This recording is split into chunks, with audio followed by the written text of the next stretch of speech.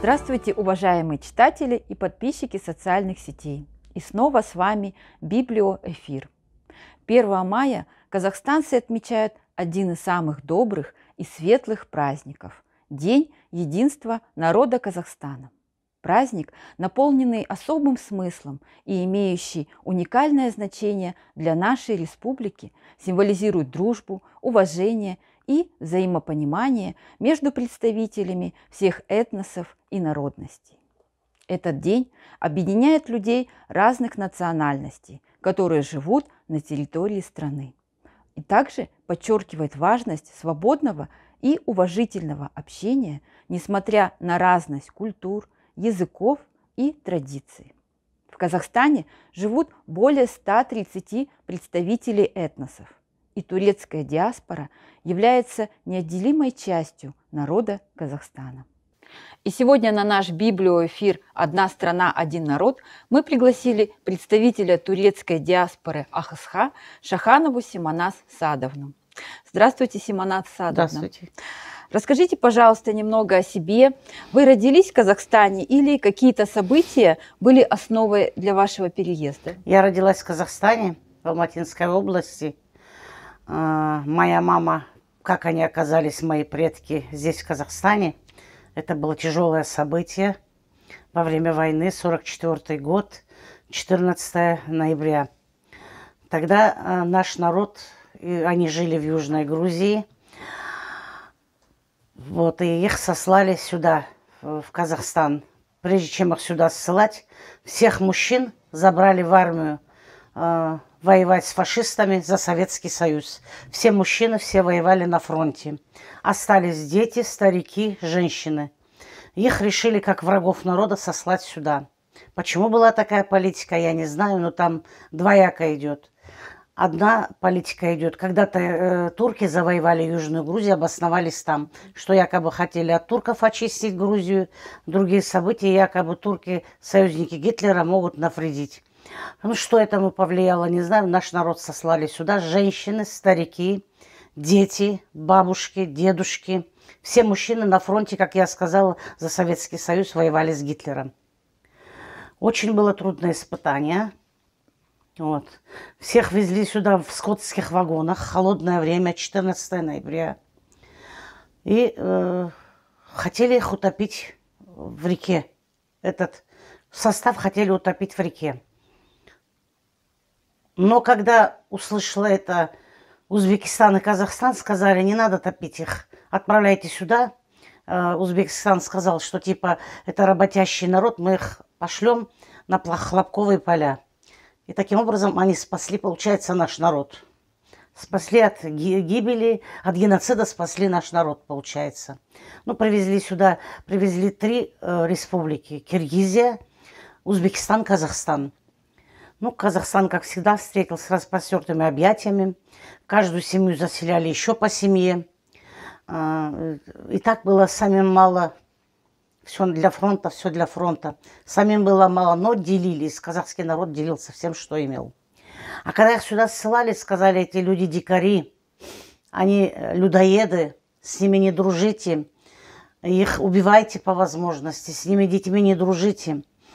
И когда казахи однажды сварили мясо и позвали их кушать, первым делом они спросили, что это за мясо. Они сказали, это конина. Турки не едят конину. Почему они считают, конь – это друг человека? Они подумали, как они могут людей есть, они конину не едят. Этого не может быть. Потом казахи стали следить, они намаз делают. Они не могут быть людоедом, они нормальный народ. Потом стали общаться, подружились. И очень крепкий, хороший народ. Оказался народ очень работящим, работоспособным и много рождаемость. И так мы оказались в Казахстане. Маме было 2 года, когда сослали, папе было 7 лет. И они, естественно, нигде не учились, нигде не работали в колхозах, совхозах, восстанавливая послевоенную, колхозы, совхозы восстанавливали, послевоенную разруху. Ну, я уже родилась здесь, будучи в Казахстане, выросла здесь, в Казахстане.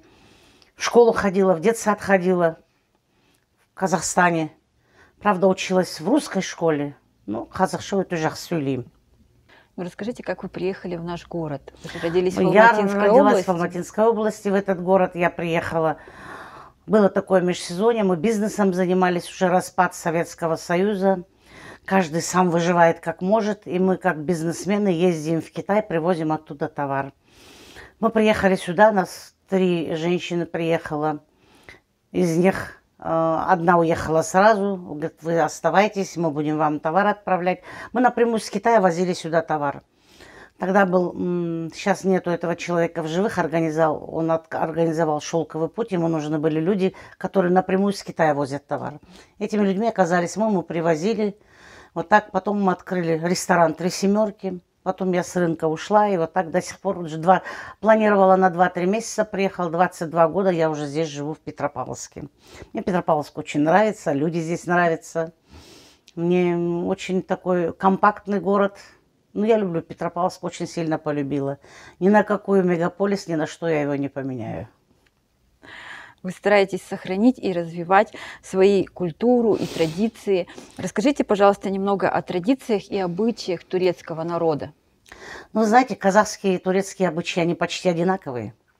Также Наурус встречают, отмечают. Также Айт встречают, Байрам только называется. Самый главный Байрам – это Курбан Байрам. Такой уже Ораза Айт. Также Уразу делают, также все вот эти праздники. Вообще в Турции других праздников нет, только Айт Тангуры. Айт они встречают, это маленький Айт, когда Ураза Айт, и большой Айт, когда Курбан Айт. Вот эти они встречают, эти 2 праздника, самые ценные у них. Ну, конечно, еще есть у них другие праздники. Вот, например, вчера был День защиты детей.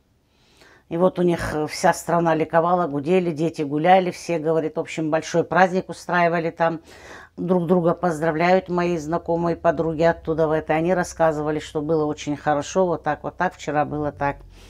Вот. И мы традиции также сохраняем, еще Наурыз празднуем.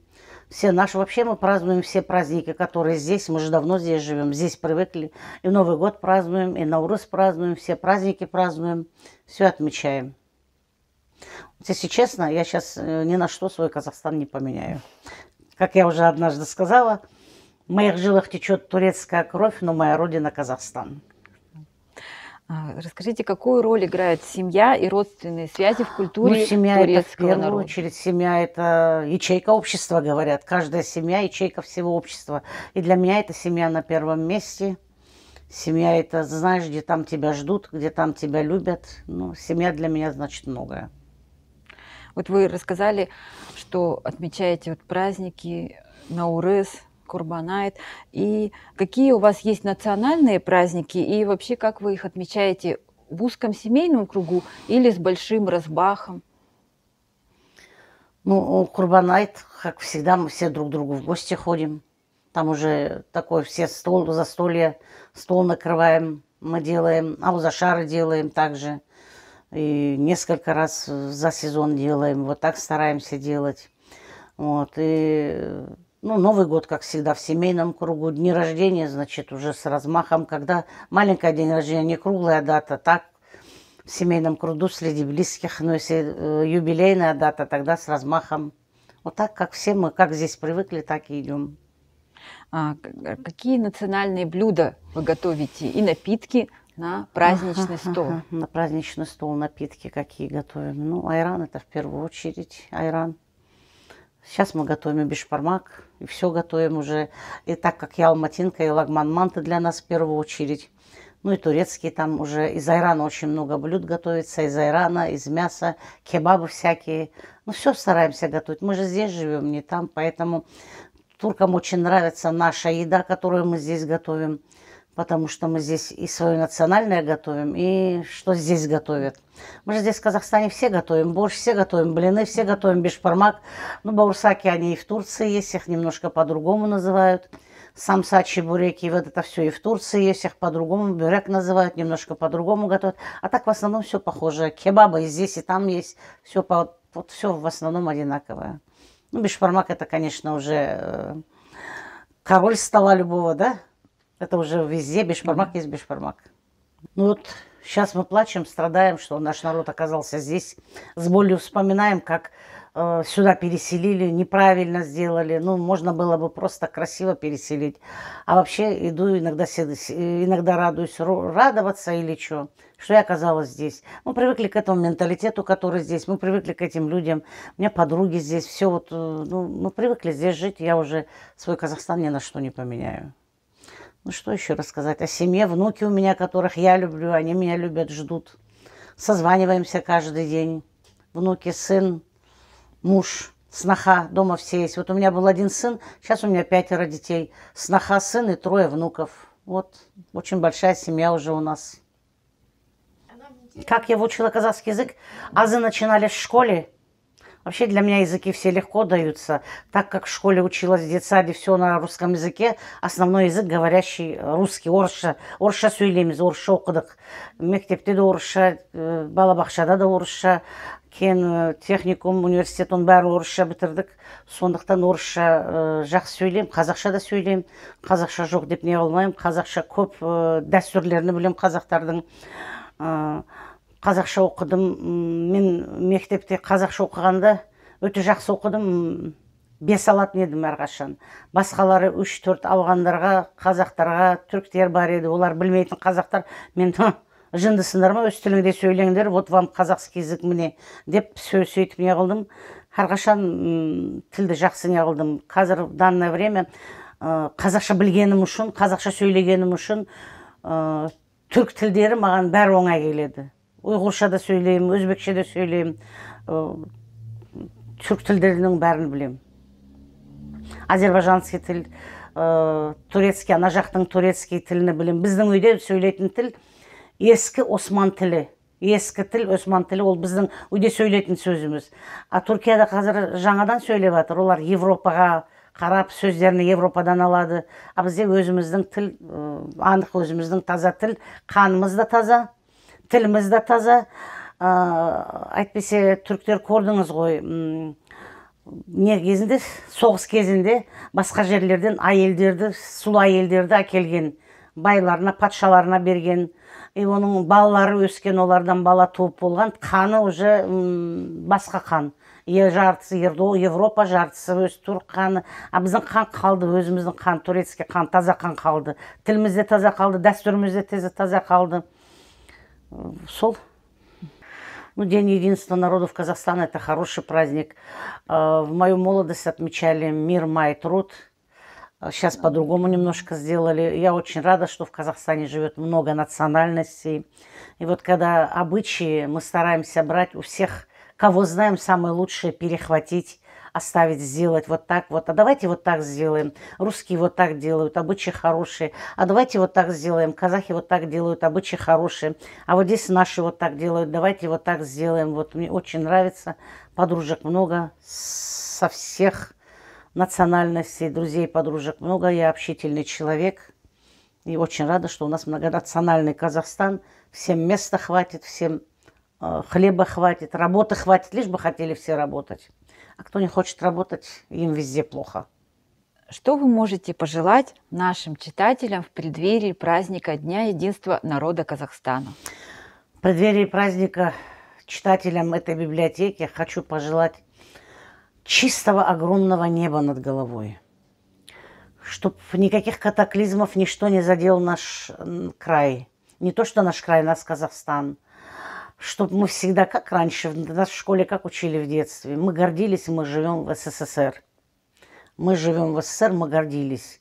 А вот там в Германии вот так плохо, а вот в Китае вот так плохо, вот там так плохо, а мы живем, мы гордились. Чтобы также все наши дети и все люди, которые гордятся здесь, чтобы они гордились. Мы казахстанцы, мы живем в Казахстане, рука об руку, встречаем все праздники, все традиции.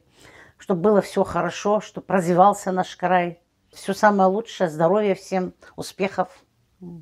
Спасибо вам большое за такую интересную беседу. Желаю вам и вашей семье здоровья, успеха и весеннего настроения. Благодарю.